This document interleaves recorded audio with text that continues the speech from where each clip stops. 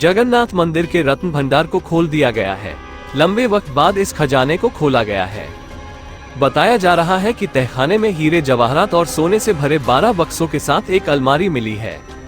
आप अंदाजा लगा सकते हैं कि आखिर जगन्नाथ मंदिर के इन रत्न भंडार में कितना सोना या खजाना है।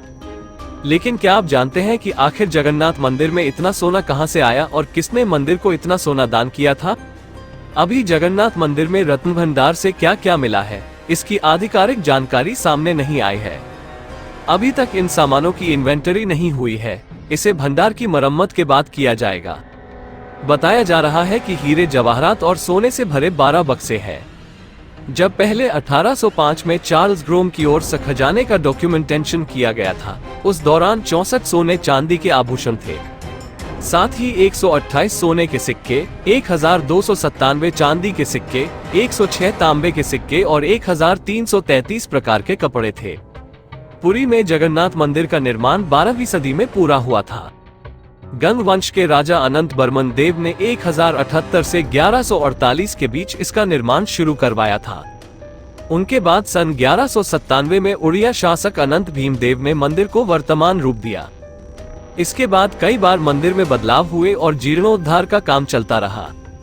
इस मंदिर की वास्तुकला कलिंग और द्रविड़ शैलियों का मिश्रण है और इसका निर्माण ओडिशा की सांस्कृतिक और धार्मिक विरासत के इतिहास में एक मील का पत्थर माना जाता है। वैसे तो इस मंदिर में राजा महाराजाओं की आस्था रही, जिसकी वजह से कई राजाओं ने मंदिर में दान किया था।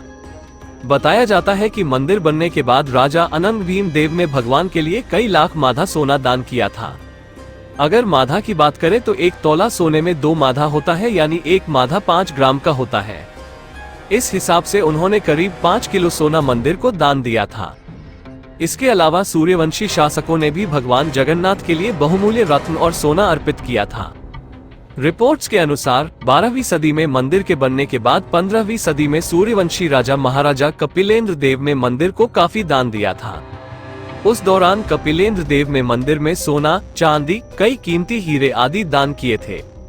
ये भी कहा जाता है कि जब कपिलेंद्र देव ने यहाँ दान दिया था, उस वक्त वे कई हाथियों पर सामान लाए थे, जो उन्होंने मंदिर को दान दिया था। इनके अलावा महाराजा रणजीत सिंह ने भी काफी भारी मात्रा में जगन्नाथ मंदिर को सोना दान किया था। रणजीत सिंह की वसीयत में कोहिनूर को भी जगन्नाथ मंदिर देने की बात कही गई है। इनके अलावा भी कई राजाओं ने यहाँ दान दिया और जिसके बाद यहाँ सुना बेशा की परंपरा शुरू हुई, जिसमें भगवान का सोने से श्रृंगार किया जाता है। बुधवार को ही जगन्नाथ मंदिर में सुना बेशा था। इस बारे में ओडिशा के इतिहासकार अनिल धीर का कहना है कि मंदिर के खजाने को पहले अफगानों और मुगलों ने भी लूटा था। साल 1803 में ये मंदिर अंग्रेजों ने कब्जे में लिया था और इससे पहले ये मराठाओं के पास था।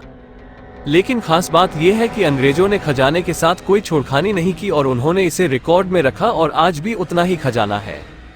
वहीं कई हाथियों के साथ दान देने की कई कहानियां, जो कहीं दर्ज नहीं है और सिर्फ मौखिक कहानियां ही हैं। उन्होंने बताया कि माना जाता है कि पहले का आक्रांताओं ने इसमें से सोना लूट लिया था। एक बार तो कई साल तक भगवान को भी छुपा लिया गया था। मंदिर के रत्न भंडार में 2 चेम्बर हैं। बाहर के चेम्बर में भगवान के कपड़े रखे थे। भीतरी भंडार में प्रवेश करने के लिए बाहरी भंडार से होकर गुजरना पड़ता है।